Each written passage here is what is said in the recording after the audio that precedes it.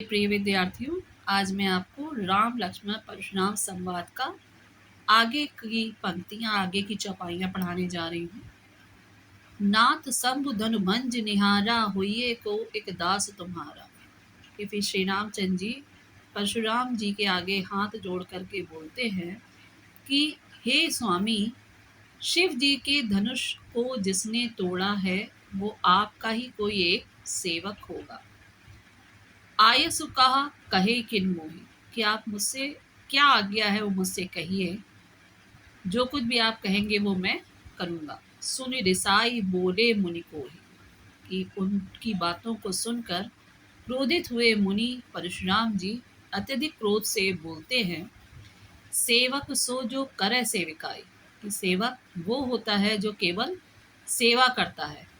अरि करनी, कि तुमने तो एक शत्रु की करनी की है। करी करई लड़ाई, तो अब जो तुमने शत्रु की करनी की है तो अब लड़ाई करो।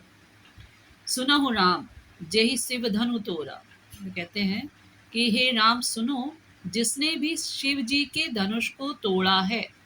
सहस बाहु सम सो रिपु मोरा, वो मेरे लिए सहस्त्र बाहु के समान शत्रु है। जिस सहस्त्र बाहु की हजारों भुजाएं मैंने उखाड़ करके फेंक दी थी और इस धरती को क्षत्रिय से विहीन कर दिया था। सो बिलगाऊ बिहाई समाजा, ना तो मारे जहिए सब राजा, कि उसको इस संपूर्ण समाज से अलग कर दो, नहीं तो यहाँ पे जितने भी राजा बैठे हैं वो सब मारे जाएंगे। सुनी मुनि बचन लखन मुस्काने, कि मुनि जी के वचन को सुनकर लक्ष्मण जी जो स्वभाव से ही क्रोधित थे वे मुस्कुराने लगे। बोले पर सुधरहि अपमाने, कि हम केवल अपमान को बैठ करके सही से बैठ नहीं सकते, यानी कि हम जो हमारा अपमान करता है उसको हम सुधार ही देते हैं। बहु धनु ही तोरी लड़काई, कि हमने तो बचपने में न जाने कितनी धनुयां तोड़ी हैं।